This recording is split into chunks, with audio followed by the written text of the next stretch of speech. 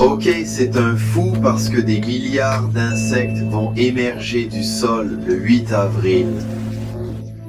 Nous nous préparerons, Chicago. Nous ne parlons pas Sur les broods de l'éclipse 2, des cigales, des cigales, des cigales. Cicadas, cigadas, ou voyageons des milliards, peut-être encore plus de cigadas ce printemps. ce qui rend cela plutôt inhabituel, c'est que les deux couveaux émergent au cours de la même année. Nous les appelons sauterelles. Il vient de révéler que lors de l'éclipse tant attendue de l'Amérique, quelque chose d'autre d'incroyable est sur le point de se produire. Des milliards et des milliards de cigales vont éclater de la Terre après avoir été dormants pendant plus de 13 ans. Mais écoutez-moi, cet événement n'est pas arrivé depuis plus de 200 ans. Mais il y a un autre événement qui a fait parler tout Internet et cela se produira également le 8 avril. Mais personnellement, je ne sais pas si ce que j'en pense. Il existe 3 grandes théories autour de l'éclipse solaire qui traversera 13 États et durera 4 minutes et demie. Tout ceci se déroulera dans quelques jours le 8 avril. Maintenant, comme d'habitude, je partage ces théories. Sachez simplement que je ne les appuie pas encore, partageant simplement les informations.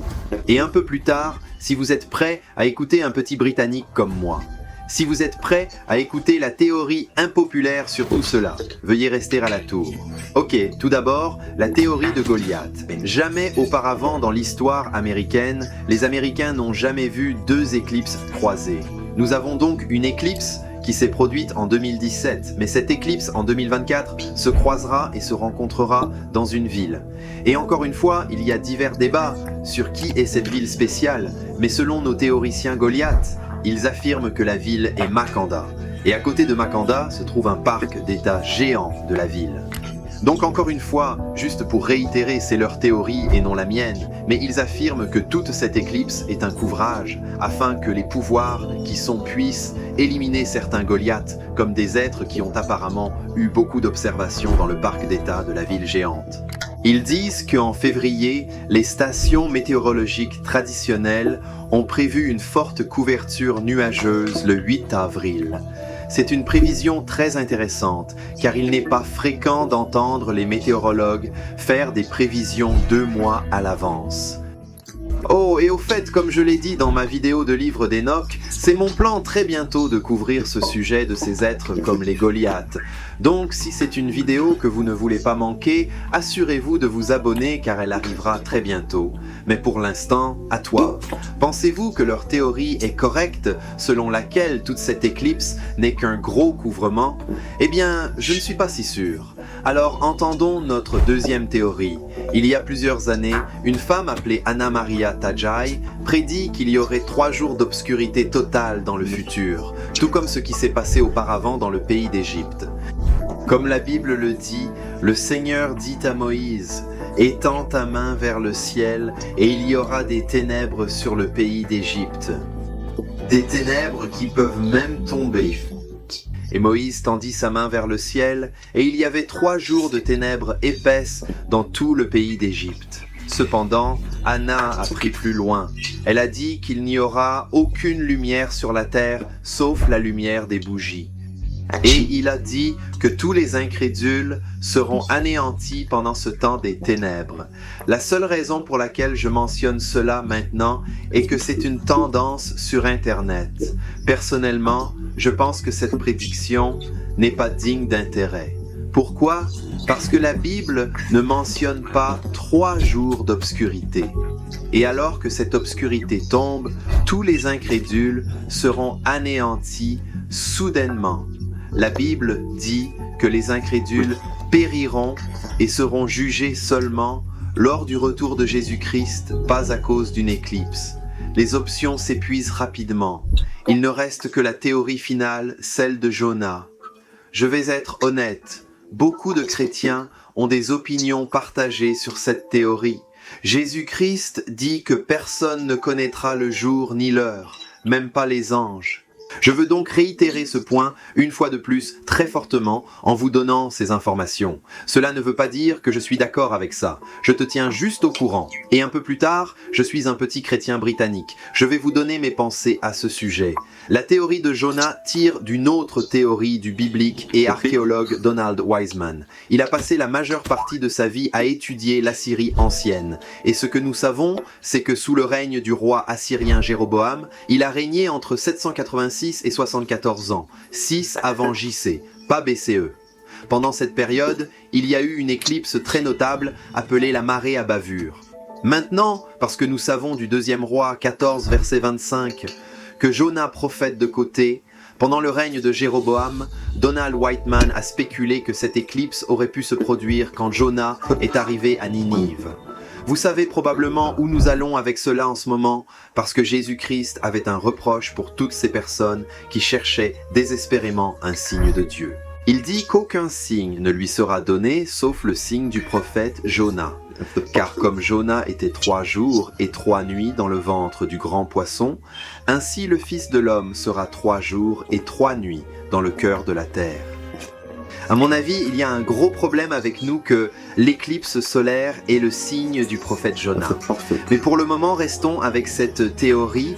Certains chrétiens affirment que l'éclipse solaire du 8 avril pourrait être le catalyseur de nombreux événements de fin de temps, tandis que d'autres disent même que cela pourrait même être l'inauguration du retour du Seigneur Jésus-Christ. Maintenant, je veux vraiment que nous tenons nos chevaux juste pendant 1 minute. Je me souviens d'une chose, Jésus-Christ nous a vraiment avertis contre la fixation de la date, et je crois qu'il y a très peu de choses qui ruinent notre témoignage en tant que chrétiens sur terre que lorsque les gens fixent les jours et les trompent totalement. La Bible dit donc que vous êtes aussi prêts pour que le Fils de l'homme vienne à une heure que vous ne vous attendiez pas. Pourquoi tant de chrétiens croient-ils que l'éclipse solaire du 8 avril en Amérique pourrait être un signe de la fin? Eh bien, pour eux, ils croient qu'il y a beaucoup trop de coïncidences. Par exemple, le long du chemin de l'éclipse à travers l'Amérique, elle glisse directement à travers 2 villes appelées Ninive. Et les 6 autres villes, qui sont également nommées Ninive aux États-Unis, sont exceptionnellement proches de l'endroit où l'éclipse peut être vue. Ils soutiennent également que parce que l'éclipse solaire traverse l'éclipse solaire précédente qui s'est produite en 2017, puis crée le proverbial X à travers les États-Unis, cela pourrait également pointer au symbole hébreu Thor, qui signifie un signe, une signature, une marque. Cependant, contrairement à nos amis de la théorie Goliath, parlant de quoi nous avons entendu parler auparavant, ils ne sont pas d'accord et ils disent directement au centre de ce X est un endroit appelé Devil's Kitchen Lake à l'Illinois et aussi Salem RD. Et certains d'entre vous sauront que le mot Salem était le mot ancien pour Jérusalem, et Salem était aussi la ville royale où le roi Melchisédek, qui comme le Seigneur Jésus-Christ, il était aussi un roi et il était aussi un prêtre en même temps. Et pour eux, peut-être la coïncidence la plus inconfondue est ceci. Quand je dis le nom Jonas, qu'est-ce que tu viens d'abord à l'esprit? Tu penses à une baleine. Le chemin que cette éclipse solaire traversera le 8 avril, directement au-dessus de celui-ci, sera une constellation semblable à une baleine appelée Cétus. Pour nos frères et sœurs chrétiens, cela ne solidifie que leur théorie encore plus. Comment démêlez-vous tout ça? Eh bien, si vous voulez entendre mon opinion personnelle, sachez que je suis plein d'erreurs. Je fais souvent des gâchis, et si quelque chose que je dis dans cette vidéo est incorrect, veuillez me pardonner. Mon conseil serait toujours de revenir aux Écritures. Soyez béréens et ne faites confiance à aucun homme. Parcourez simplement les Écritures. En tout cas, utilisez ces vidéos comme complément, mais sachez que tous les hommes ont des pieds en argile, en particulier Joe Kirby. Oh, qu'est-ce que je pense à ce sujet? Eh bien, personnellement, je pense qu'il y a un côté négatif et un côté positif à cela. Laissez-moi commencer par le côté positif.